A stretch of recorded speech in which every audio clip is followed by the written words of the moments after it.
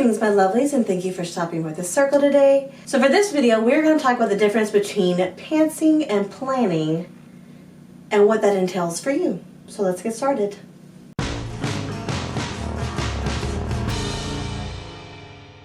So this is the next stage of the writing process, video academy thing, whatever I'm really calling it this week. Whereas basically where I'm just taking you through the entire writing process from conception to release. And if you want to see the other videos in that playlist, please check up here. So in the first stages we talked mainly about the ideas. Just having it, getting an idea for your characters, your settings, your plots, and what type of story you may want to tell. So now we're going to go into what I like to call the outlining phase. This is where you really sit down and try to mesh out your thought processes from the earlier steps. We have the pantsers, who sort of write by the seat of their pants, and then we have the planners, those who plan every last detail of the story out, and the third one is the hybrids, those who are kind of in between. So I'm going to go over each one of these and you can see where you fall in. So first we're going to start off with the pantsers. Basically what this means is you have a generalized idea of kind of where you want your story to go. You have your major plot points, but you don't have like the little stops along the way. These stories tend to be more character driven, and when I mean character driven, I mean that you write, your characters do something organically from the process of that writing, and then you develop the consequences from there. Now the most famous of these is George R.R. Martin. He is a self-proclaimed pantser. He says 90% of his stories come from his characters' reactions. So the specific example that he gave was when Rob decided to marry the other chick instead of Walter. So one of the nicer things about being a pantser is that your story kind of develops along a little bit more organically through the writing process.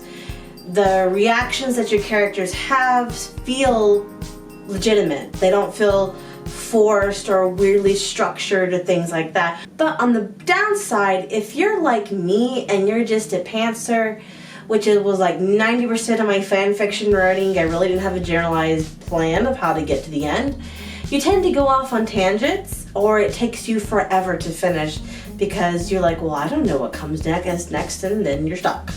So her book style is kind of what you would call a mirror style, to where her first book sort of is a mirror image of her last book, number 7. And 2 and 6 and 3 and 5, with 4 being the point where everything turns. An example of this would be that Harry Potter starts off as a child of war, and then we have Teddy Lupin in the last book, who is a child of war. So these are also the types of writers who have every last little nuance and conversation planned out to a T. They've thought about plot twists and how characters will interact, and it's just a huge map of things. But the downside is that occasionally your writing can come off as very stiff because you're following the steps to a T. And not saying that that's a bad thing. There are a lot of writers who have very dry writing, but it's good stories.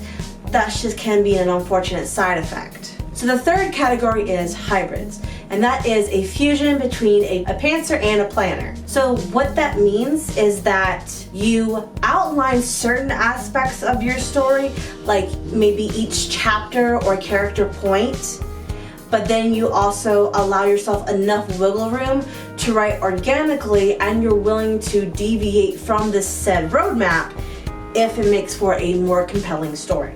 So prior to recording this video, I did a survey on Twitter and on several of the local Facebook groups about what people consider their writing style to be. The vast majority were hybrids. They were like, yeah, I'm a mixture of both. I think it works well for me.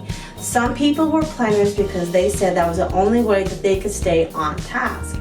and a few other people were just the pantsers because they felt like they could tell better stories that way versus trying to adhere to a strict roadmap. So when it comes to you and what style you choose to do, it really boils down to your personality. If you are a very rigid type A type of person, then being a planner might work for you. If you think better flying by the seat of your pants, be a pantser. Go ahead and just embrace that side of yourself. Just don't forget to at least have some major points thought out. Or if you're like the rest of us, part of the hundreds and millions of us that are the hybrids, go ahead and enjoy best of both worlds. And there's no reason to say that you can't be whatever you decide that you want. Well, that is all that I have for you today. Before I go, let me know what type of writing style you are down below, if you're a pantser, a planner, or a hybrid. And I'll see you all later.